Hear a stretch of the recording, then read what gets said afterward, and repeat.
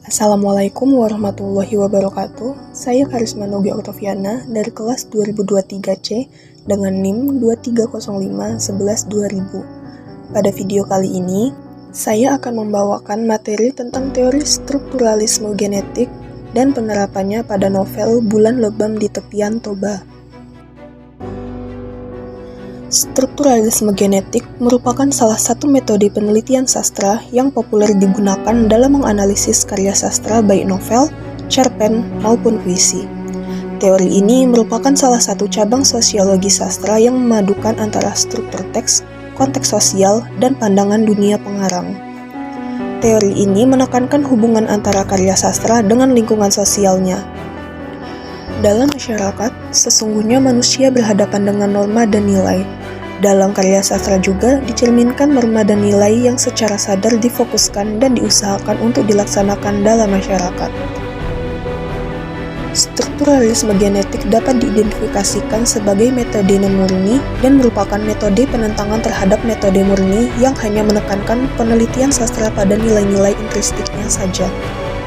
Dapat disimpulkan bahwa strukturalisme genetik adalah metode penelitian sastra yang menganalisis tidak hanya pada sisi intrinsiknya saja, tetapi juga unsur-unsur pembangun yang berada di luar karya sastra. Unsur di luar karya sastra yang digali adalah aspek pengarangnya dan situasi sosial yang melatar belakangi karya sastra tersebut dilahirkan. Memasuki materi berikutnya, yaitu penerapan teori strukturalisme genetik pada novel Bulan Lebam di Tepian Toba. Novel ini ditulis oleh pria Batak yang bernama Sihar Rames Simartupang, atau yang biasa disingkat menjadi Sihar. Sihar adalah seorang penulis yang berkecimpung di dunia sastra, budaya, dan jurnalisme. Sihar aktif dalam diskusi-diskusi terkait kebudayaan dan kesastraan. Pria yang juga berprofesi sebagai wartawan budaya pada harian Sinar Harapan ini telah menghasilkan sejumlah karya sastra, baik berupa antologi puisi, cerpen, maupun novel. Novel yang diterbitkan pada tahun 2009 ini berlatarkan Pulau Samosir. Latar sosialnya sendiri adalah konteks kehidupan sosial masyarakat Batak di era pasca 1998. Tentu saja tahun ini dapat dikatakan sebagai era reformasi. Kata reformasi cukup tepat digunakan selain karena latar sosial yang muncul pada era reformasi.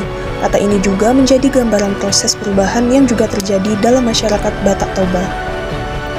Novel ini menceritakan tentang kisah seorang anak Batak Toba yang menemui perubahan kehidupan sosial Batak Toba. Novel ini mengangkat isu tanah adat sebagai akar atau dasar pengembangan alur ceritanya.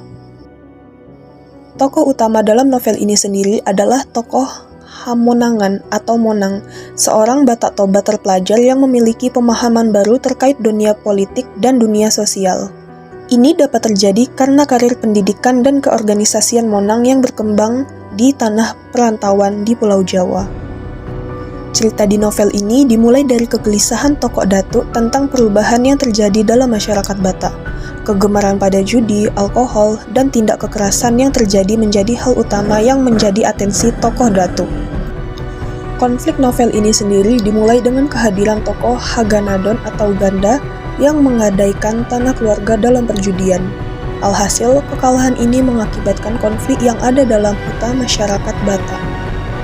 Narasi dalam novel ini sendiri berakhir dengan pelarian tokoh Monang keluar dari tanah Toba. Pelarian ini ditemani oleh tokoh Tesya atau istri Ganda dan anaknya. Tokoh Monang telah melakukan adat turun ranjang sehingga membawa istri abangnya dan keponakannya dalam pelarian. Turun ranjang sendiri adalah suatu kondisi ketika seorang perempuan Batak ditinggal mati oleh suaminya dan adik suaminya atau adik iparnya dijadikan suami. Baiklah, sampai sini saja video penjelasan saya pada hari ini. Mohon maaf bila ada kekurangan dan salah kata. Saya akhiri. Assalamualaikum warahmatullahi wabarakatuh.